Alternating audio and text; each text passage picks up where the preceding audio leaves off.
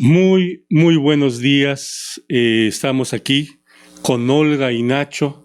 Saludos de nuestra gran amiga, compañera psicoanalista Olga Sánchez, que todavía anda por ahí arreglando algunos asuntos y pronto seguramente estará con nosotros. Estamos aquí en este canal Metrópolis Querétaro, con mucho gusto, con mucho agrado para hablar unos temas de psicoanálisis. Un servidor de ustedes, Ignacio Guízar Marín, psicoanalista. Hoy les voy a hablar sobre la función del padre en psicoanálisis. Entonces, vamos a comenzar con el tema. Quiero agradecer de antemano a Toño, que nos ha apoyado siempre, que está aquí con nosotros apoyándonos, y vamos a agradecer también la apertura de ustedes para que nos hagan favor de hacer las preguntas pertinentes, lo que ustedes consideren necesario saber sobre la función del padre. Entonces, pues será seguramente no un solo programa. Iremos a lo largo del tiempo quizás alimentando un poco más ese trabajo, pero hoy a nivel informativo intentaré abarcar lo más que se pueda, pero también puede servirme muy bien el apoyo de ustedes, el apoyo de sus preguntas, que aquí recibiremos con gusto en el chat, y vamos a intentar dar respuesta a cada una de sus inquietudes. Vamos a tratar de darles un desahogo. Lo primero que es muy importante plantear, y que de alguna manera en algunos programas hemos tocado un poco, es seguro que la función del padre haya cambiado a lo largo de la historia.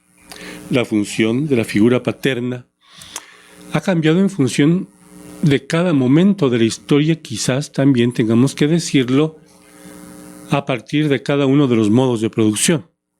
El lugar que va ocupando el padre y los padres de la comunidad, de la sociedad, en los modos de producción, seguramente eso ha hecho cambiar sus propias funciones. Y hemos afirmado que estamos en un momento de transición. Algunos le llaman también de anomia, es decir, de falta de normas porque se ha caído la figura del padre. Es decir, el patriarcado se ha derrumbado de algún modo y ha sido sustituido por el dinero, aquí, concepto al cual se le ha puesto como en el lugar de Dios, ¿no? Ahora como que el padre fuera el dinero. Eso representa, por supuesto, un peligro bastante serio si lo incorporamos desde el punto de vista del inconsciente. Seguramente que eso será un tema a tratar en particular, el asunto si la figura del padre va a encontrar precisamente o se va a acomodar en el lugar del dinero, o el dinero como padre. Vamos a revisar, tenemos que revisar, es prematuro para decirlo ahorita, cuáles son sus consecuencias. Lo que sabemos es que en este momento la figura fundamental del mundo está siendo el dinero, incluyendo para los modos de producción, como es el llamado comunismo, que en los países asiáticos ha permanecido, pero que curiosamente internamente viven un modo comunista de producción, pero por fuera un modo capitalista de intercambio con el mundo. Hay una contradicción ahí en esa cuestión, y donde la figura del padre seguramente hacia afuera de casa es distinto, hacia adentro de casa es de un modo particular. Entonces creo que la figura paterna va a ir cambiando en función de la historia. Va a ser un asunto que tiene que ver con la historia, pero vamos a poder plantear también hoy unas cuestiones generales. En función del aparato psíquico, tendríamos que pensar esta imagen del padre o este lugar del padre bajo tres registros. ¿Cuáles son esos registros? Esos registros que desde la lógica de Aristóteles se nos han planteado y que ahora, con la influencia de la lingüística, Jacques Lacan ha podido nombrar como registro de lo imaginario, de lo real y de lo simbólico. Esos tres registros que, digamos, tienen que ver con nuestros sentidos acercándose al mundo o tratando de incorporar el mundo, de percibir, de darnos cuenta del mundo. Vamos a hacer un registro en los tres tipos de registro me refiero a los registros de percepción, a esa imagen del Padre, donde queda lo imaginario, lo simbólico, lo real del Padre, ¿dónde queda? En principio tenemos que decir, y ya lo hemos planteado acá, que lo que percibimos al nacimiento de manera natural, pues es a la madre. Nos gestamos en su vientre, nos seguimos alimentando de su cuerpo, de su pecho, de su leche, y entonces la relación primitiva, la relación directa, la relación primera de la vida es con la madre. Y por lo tanto, diríamos que todo lo demás que está alrededor de la madre son satélites. Incluso podríamos decir que en los primeros 6 meses de vida, el niño tiene la fantasía de ser uno con la madre, como que todavía no se hubiera separado de su vientre. Y es como que una percepción en la que no logra distinguir la separación de la madre hasta que la está sufriendo, hasta que la ve retirarse, hasta que de alguna manera la madre, distraída en sus afanes del hogar o la atención a otros de los hermanos o la atención incluso al padre del niño, la va retirando y generando ausencias que el niño de alguna manera resiente y sabe que no vendrá totalmente con un llanto.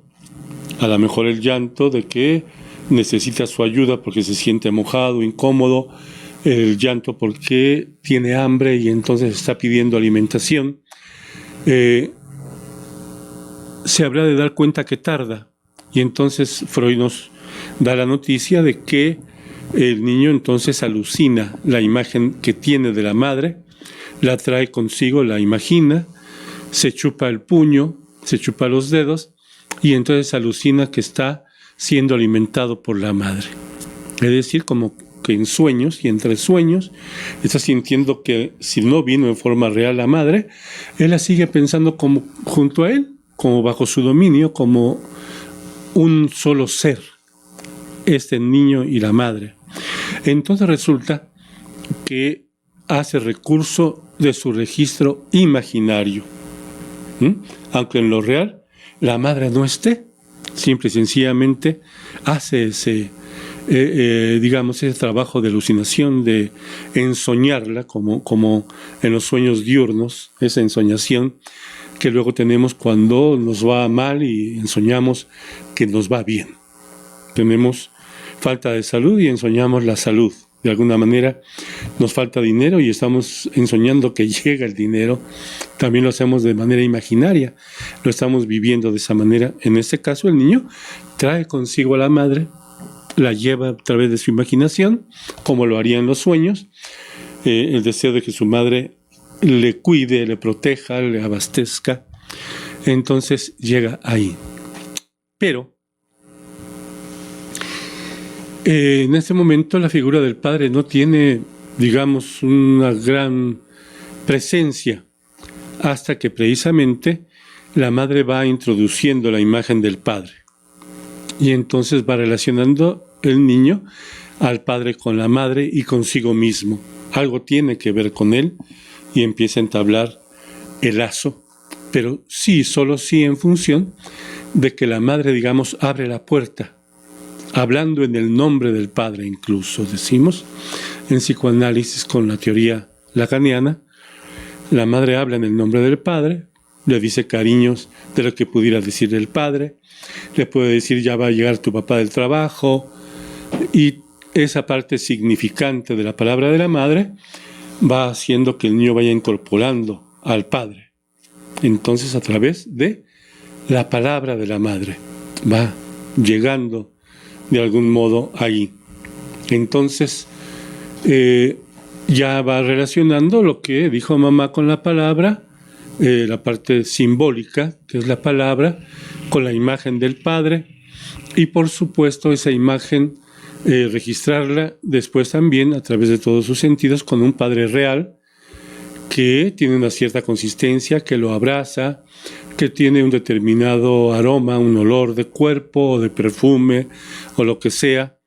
Si es un trabajador, seguramente alguien que usa su cuerpo pues, huele también a sudor, aparte del perfume y demás. Y son características de un registro de esa parte de lo real que el niño va asimilando a través de su propia percepción. Entonces va generando una conciencia, pero por otro lado también un conjunto de registros inconscientes que tienen que ver con lo imaginario. Y entonces se llena de imágenes. Y esas imágenes van generando huellas en su recuerdo, huellas en su registro cerebral, etcétera. No es que tengan un lugar en sí mismo, sino que el sistema nervioso va encontrando todos esos estímulos y generando un recuerdo tanto de lo acústico, de lo visual, de lo olfativo y por supuesto de lo acústico, el asunto de la palabra, la voz del padre, que claro, la voz de la madre ha sido mucho más importante porque la ha escuchado desde el vientre. De alguna manera, incluso entre el líquido amniótico, el niño escucha la voz de la madre y la está escuchando en forma constante. Entonces el registro de la voz de la madre a la hora que nace es inmediatamente identificada. Y si el padre se ha ocupado, por ejemplo, de hablarle en el tiempo de la gestación al niño, también es capaz de reconocer la voz del padre. Entonces hay un registro acústico de esas voces que van llenando la vida de un hijo. Entonces, ¿qué implica, vamos a decirlo, ese conjunto de registros? Una cosa es, de alguna manera, el registro de ese padre real, que huela, que tiene una consistencia, que tiene una imagen determinada, etcétera, que está, que se ausenta, que va a trabajar, que es el pilar económico y proveedor del hogar y de la familia, que se va dando cuenta poco a poco cuando va creciendo el niño, no de primera instancia, pero que logra registrar precisamente con la madre y en relación a él también establece afectos fundamentales como los hizo con la madre, va a transferir también esos afectos con el padre. Entonces, a lo largo del tiempo, esos tres registros se pueden entrelazar, pero aún entrelazados, esos registros, es importante distinguir su diferencia, aun cuando pueden entrelazarse. El Padre real es uno y único que está ahí, en carne y hueso, que tiene una historia, que tiene un camino hecho y un estilo de relación y de interrelación consigo mismo y con la familia.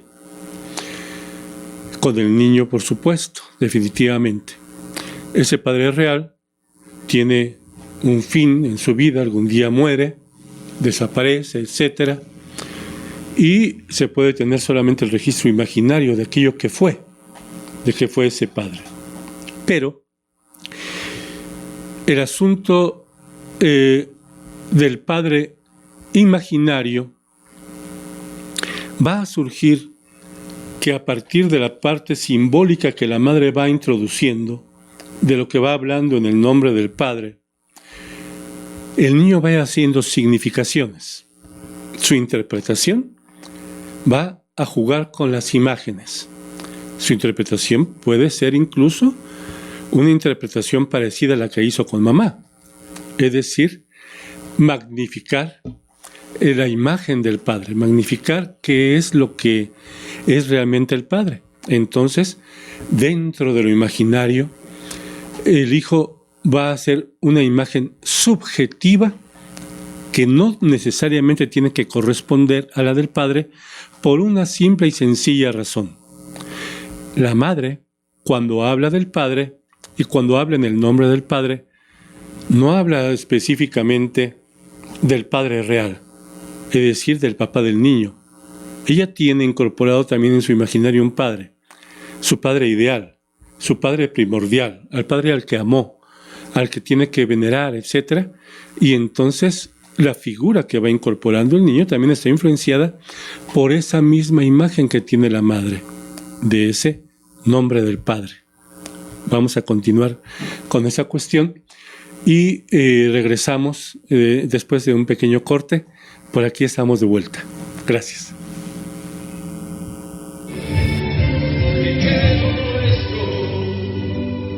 Se quede nuestro, que yo de amarte no me arrepiento. Lo que vivimos fue tan sincero, cuando te quise, cuando te quiero, cuando te quiero.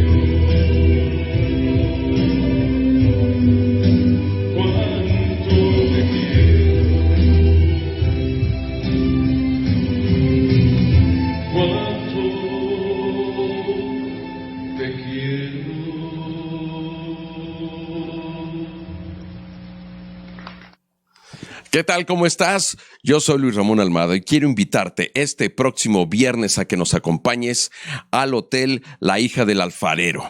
A eso de las 9:30 de la noche será la recepción para que disfrutes de un gran show musical retro con canciones de los 70s, 80s, 90s y más. Nos la vamos a pasar increíble tú y yo. Te recuerdo, todos los viernes, 9:30 recepción, cooperación 150 pesos, el show de Luis Ramón Almada. Allá les espero. Hidalgo número 71, La Hija del Alfarero, Hotel Boutique, todos los viernes. Ahí voy a estar cantando para ti. Les espero.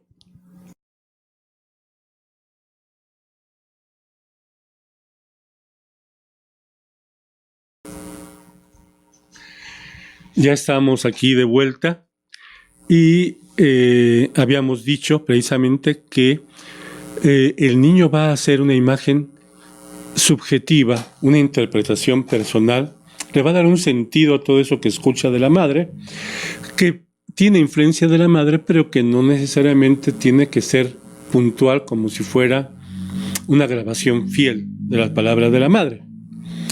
Va a ir haciendo, digamos, su propia construcción subjetiva con respecto a este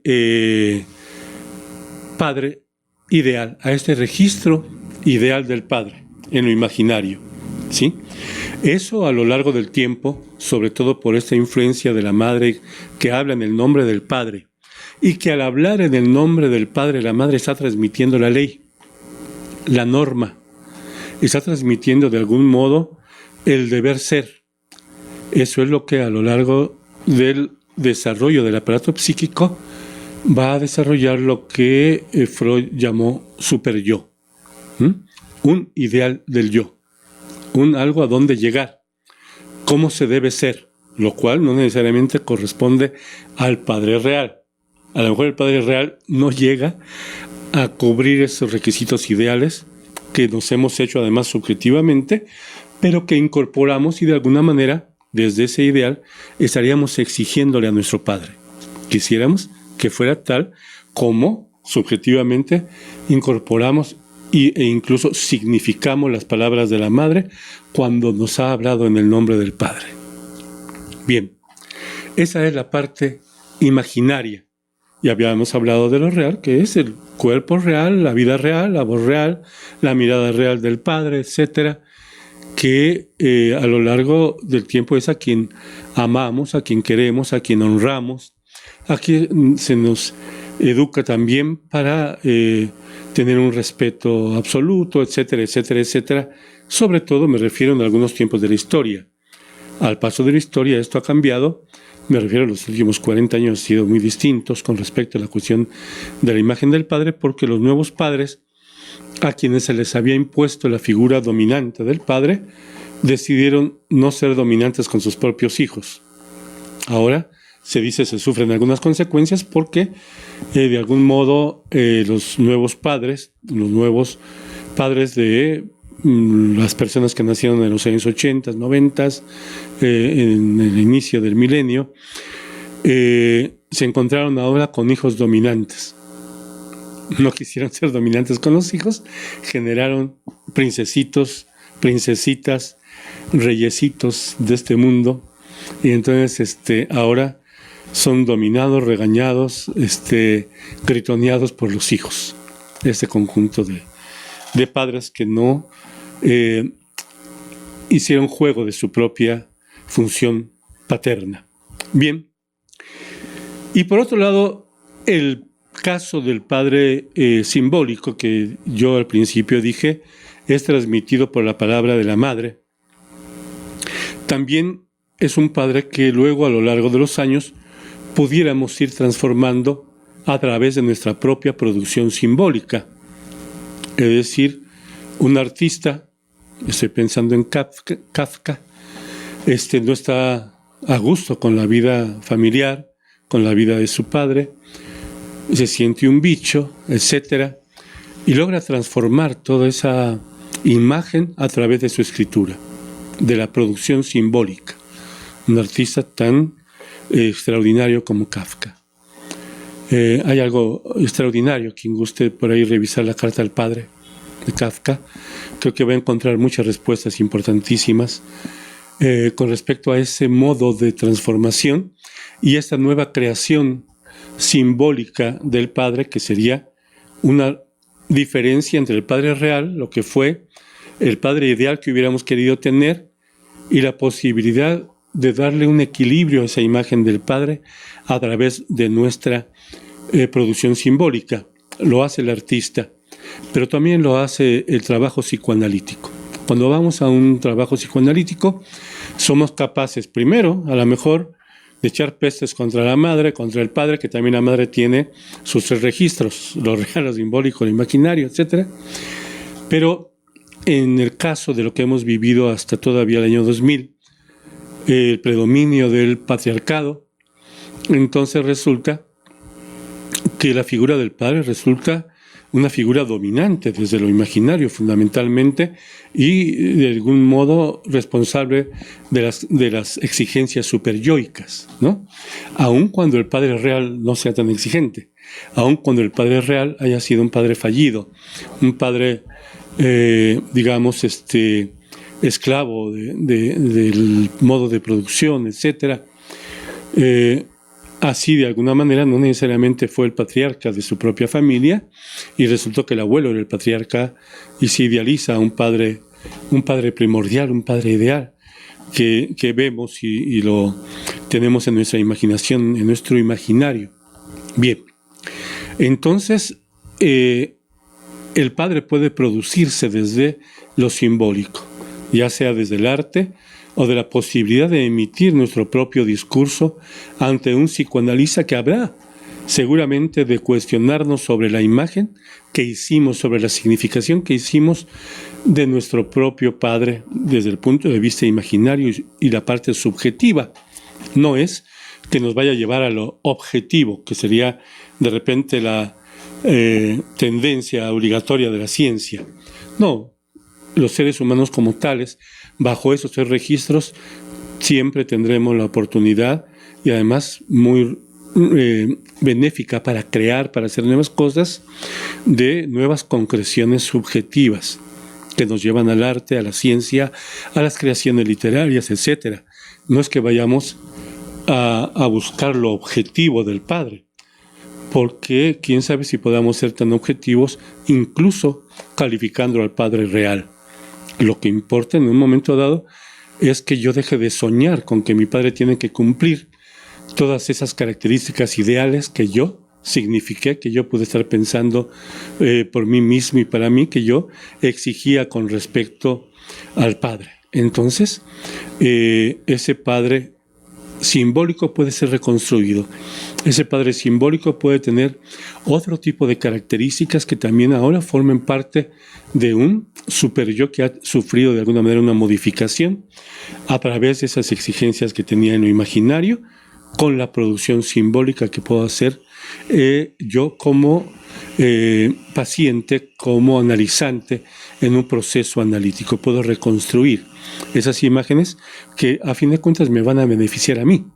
Es a mí el que me van a reconstruir cuando logro reconstruir simbólicamente ahora de otro modo y bajo mi propio deseo una figura de padre que no tiene que coincidir con el Padre real ni tiene que estar dominada por el Padre imaginario ideal que yo me hice. Ahora, hay preguntas muy interesantes en estos momentos en que hemos vivido desde hace 40 años el mayor número de divorcios y separaciones en las vidas de las familias. ¿Qué pasa si el padre se va? ¿Qué pasa si la madre se va?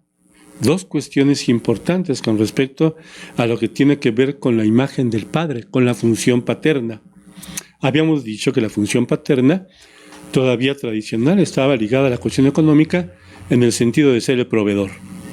Pero ya empezaba en los años 80, pero a partir de los años 90 queda claro que una familia no puede mantenerse de no ser con el trabajo de los dos. Entonces resulta que padre y madre se convierten en proveedores. Claro que desde antes ya había muchas mujeres con iniciativa, que aún que nunca se fuera el padre de casa, ya estaban trabajando porque nunca quisieron dejar su profesión. Profesión que en los años 70 no estaba tan abierta, los años 70 fueron una gran apertura hacia la universidad, que empezaron en los años 60, donde todavía en los 50 no eran muy bien admitidas las mujeres en las universidades por un conjunto de prejuicios y con aquella creencia de que deben estar en casa. Las mujercitas son para casa y para que esperar que se casen, para criar a los hijos, para que puedan atender la casa y al marido que va a ir a trabajar y va a ser el proveedor. Entonces, en ese juego se les marginaba a estar en casa. En los años 70 se empiezan a salir, empieza en nuestra América, sobre todo en América Latina, la liberación femenina y la incursión no solamente en las universidades, sino también en el trabajo. Comienza esa salida de las mujeres de la casa para encontrar su formación y encontrar definitivamente su propia manutención también, su manera de ser proveedoras económicas. ¿Qué pasa? Si el padre se fue antes de que naciera el niño, lo único que va a quedar en lugar de un padre real de esa naturaleza, un padre real sustitutivo que puede ser el abuelo o el tío. Ese sería quien juega el lugar de padre real. O en el caso de que no existiera ni el abuelo ni el tío, pues si el niño puede admitirlo, pues la nueva pareja del padre. De la madre, la nueva pareja de la madre pudiera llegar, si tiene la capacidad, de jugar la función paterna, de jugar ese lugar del padre real. Pero luego se dice, bueno, es que si no existe ninguno de ellos, ¿se va a quedar entonces sin ley el niño? No, porque entonces sería sustituido el padre real por una idealización que se hace a través de el padre simbólico que ha transmitido la madre a través de hablar en el nombre del padre, que ya dijimos que más que hablar del padre real, nuestras madres han hablado de su propio padre o de su padre ideal que hubieran querido tener. Quizás no es exactamente su padre real. Entonces, en ese caso, hablarían de lo que ellas subjetivamente generaron como lo que sería el ideal de padre. ¿Cuál sería ese padre primordial, que sería perfecto, que sería realmente el padre con ley para ellas? Entonces, es transmitido al niño y el niño recibe también la ley a través de la palabra de la madre, en el nombre del padre. decimos en psicoanálisis. Y por supuesto, para eso también están las escuelas, para eso también hemos tenido las religiones, porque entonces tenemos que pensar en Dios Padre. Si se trata de los sacerdotes, se les dice Padre también, y juegan el lugar, de alguna manera, del lugar del Padre real. Están ahí, de algún modo jugando esas funciones, al menos desde lo imaginario, para intentar ubicar algo de lo real en esos padres que están ahí, como los maestros, los profesores, los médicos. Y entonces, en este juego de imágenes, se tiene de algún modo una cercanía con algún padre, pero que el padre estuvo también en casa, que se quedó, pero luego se pelearon la pareja y los hijos sí conocieron al padre. Y además, aún separados, siguen en relación con el padre. Entonces, ahí, evidentemente, el padre dejó una huella. El padre dejó una huella ya en la infancia, fundamentalmente en los 3 primeros años de vida de los niños. Diríamos, fundamentalmente, los 5 años primeros de vida, el padre ya dejó una huella en cada uno de los hijos, y además jugó desde su imagen también el lugar de las transferencias y de las incorporaciones, ¿verdad? Que si después que se va, llega el novio, la nueva pareja de la madre, entonces puede ser que se termine la incorporación, las identificaciones con quien ahora es quien ama a su madre. Entonces, si además esa persona ha sido responsable también, como quizás proveedor o cercano, o que de alguna manera tuvo la atención de comunicación, de relación, de conocer el progreso de estudio de los hijos, etc., tiene una función paterna. Ahora, ¿qué pasa si se va la madre? Aquí tenemos otro problema. ¿Qué pasa con el padre? El padre tendrá que jugar de alguna manera. Ahora se dice mapa. Dicen mucho los jóvenes, los niños que están separados, cuando la mamá se encarga de ellos solamente, cuando el papá se encarga solamente de ellos, así fuera en las vacaciones, los niños empiezan a confundirse y entonces ven al papá y le dicen, perdón, pa. Entonces queda en mapa el asunto, ¿no? Es decir, y eso obliga de algún modo a que el padre tiene que hacer tanto funciones maternas como paternas. En la salud, en la enfermedad, en la alimentación, en la cuestión escolar, así sea de vacaciones, y se les lleva a cursos de verano, obviamente que también está el papá haciendo el lonche, ¿no? Está llevándolos, está yendo por ellos, está relacionándose con los otros padres de familia. Y en ese sentido, lo que hacían siempre solamente las madres, lo que era una función tradicional de madre, entre comillas, también tiene que hacerle el padre. Entonces ahora tenemos ese juego en el que las funciones que fueron tradicionales, digamos, asignadas por la sociedad, por las costumbres, por la religión y demás, funciones maternas y paternas, que no tienen por qué confundirse con cuestiones de identificación propiamente sexual. Porque el padre igual puede barrer la casa, lavar los trastes, hacer la comida, ¿no?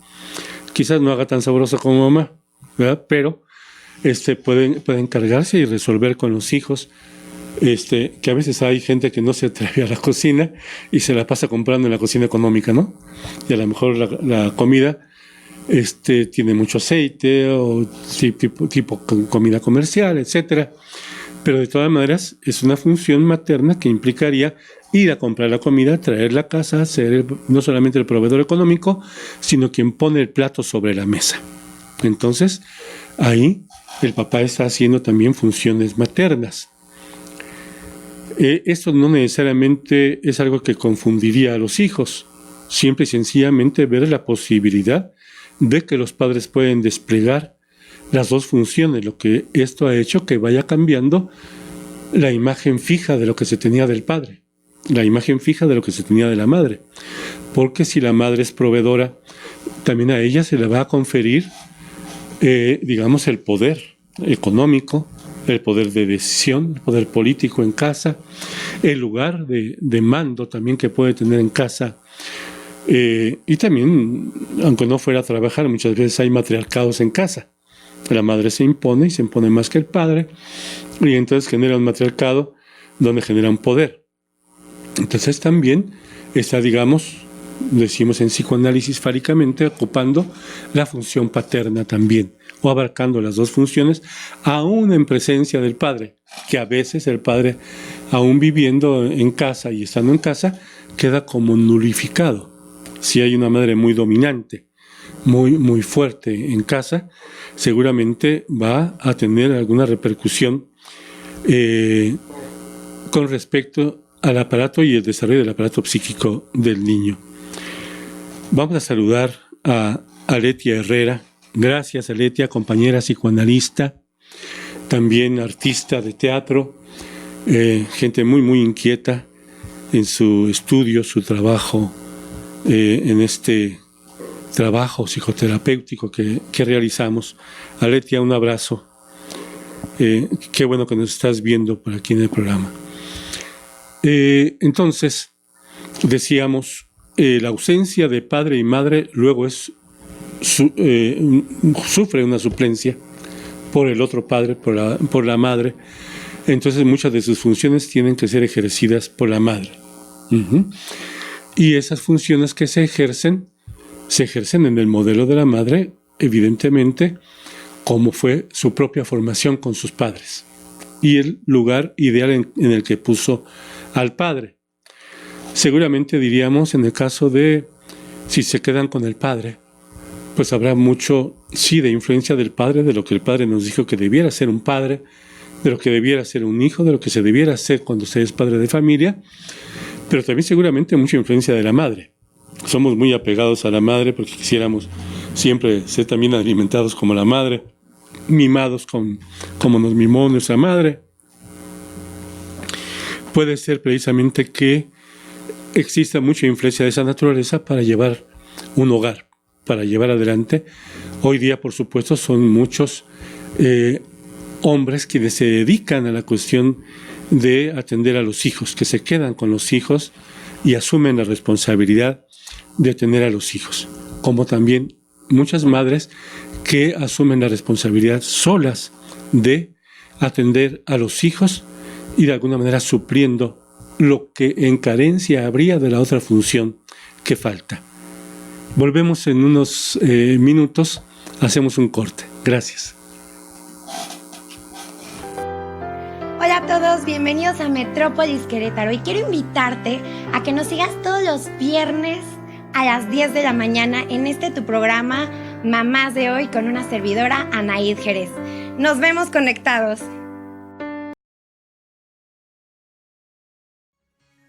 Hola, ¿qué tal? Soy su amiga Lourdes Cotelorriaga y los invito para que a través de Metrópolis Querétaro sigan mi programa Ligeramente. No se lo pierdan todos los miércoles a las 11 de la mañana. Nos vemos en Ligeramente.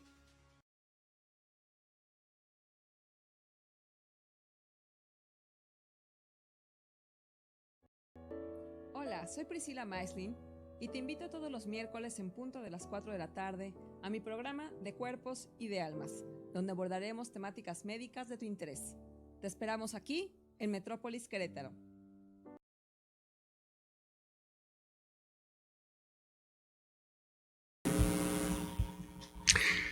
Muchísimas gracias por su paciencia, ya estamos aquí de nuevo. Vamos a intentar hacer una conclusión del programa de hoy. Hemos hablado muy brevemente, muy escuetamente, una pequeña información de la función paterna en el psicoanálisis.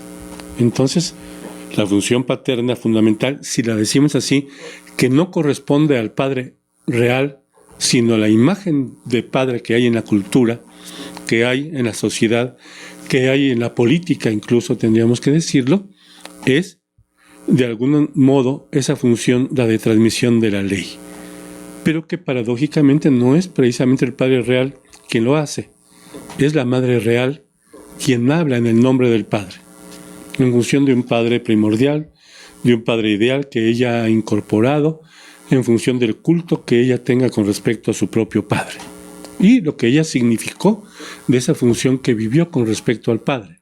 Entonces hace un tipo de imagen del padre. Habíamos dicho que hacemos registros desde lo real, lo imaginario y lo simbólico, y que cada uno de ellos se puede entrelazar con los otros y hacer de alguna manera una cierta significación y generar en nosotros una interpretación subjetiva de lo que es la función paterna. Y que eso, de algún modo, va a generar la posibilidad de lo que se espera de mí, que sería el yo ideal, de lo cual buscaríamos siempre la aprobación de ese padre ideal, que sería en todo caso la formación superyoica, donde se aloja las exigencias de la norma, de la ley, etc. Y que, puesto ahí, va a regir gran parte de nuestra vida, porque vamos a querer cumplir, como si fueran los mandatos del Padre Real, de ese Padre imaginario, porque de alguna manera lo incorporamos de la cultura, de la religión, de la política y por supuesto de toda la transmisión que hicieron los padres con nosotros.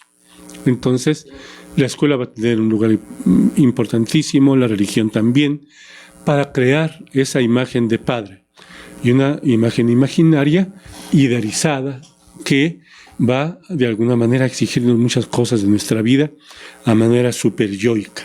Y lucharemos de alguna manera durante la vida al respecto, a menos, que este es el fin de mi conclusión, que seamos capaces como artistas de cambiar esa imagen, ese padre ideal, por un padre más terrenal, más concreto, que sería una producción simbólica, una nueva producción a partir de nuestro propio deseo para que nos rija en la vida. Entonces nos toca hacer un trabajo. También lo podemos hacer desde el psicoanálisis, siendo analizantes, siendo pacientes en el psicoanálisis, yendo al diván, para poder reconstruir la imagen del Padre y romper aquellas exigencias imaginarias, superyoicas, que podríamos decir casi tan rígidas y casi de general, de brigada, ¿no? Que se nos hacen en la vida. Entonces, se puede recomponer esa imagen de un trabajo. No creo que sea sencillo ni fácil. Hay que hacer un trabajo de producción simbólica para poder poner en su lugar esa nueva imagen de padre, que nos toca hacerla a cada uno, y ya no tanto a los padres, porque ellos hicieron lo mismo, vivieron lo mismo, generaron ideales, generaron cosas que se exigieron a sí mismos a través de esta imagen paterna, cuya función es, de alguna manera, no solamente pensar en las cuestiones de la ley, sino todas aquellas cosas bellas por alcanzar en la vida. Entonces también tiene que ver con eso, y esas cosas bellas por alcanzar en la vida lo podemos decidir nosotros en función del reconocimiento de nuestro deseo, de ese hueco que existe donde no hay nada, y que entonces hay que de alguna manera bordear, no digo llenar, porque es de alguna manera imposible rellenar el hueco del deseo, sino la posibilidad de construir ahí cosas que tienen que ver con nuestra propia vida. Entonces se puede hacer. Tenemos que reconocer cuál fue el registro imaginario, ideal del Padre, cuál fue ese Padre real que luego se nos cae, por fortuna, que llega a caerse esa parte de ideal cuando el Padre real no logra cumplir con ese ideal. Y entonces nos mete seguramente en angustia, pero también nos permite reconstruir la nueva imagen del Padre. Por ahora, quiero agradecerles, su servidor Ignacio Guizar Marín, el favor de su atención. Ojalá que compartan este video. Muchísimas gracias. Gracias, Toño, por todo tu apoyo. Gracias, Radiopolis Querétaro. Estamos aquí la próxima semana. Muchas gracias.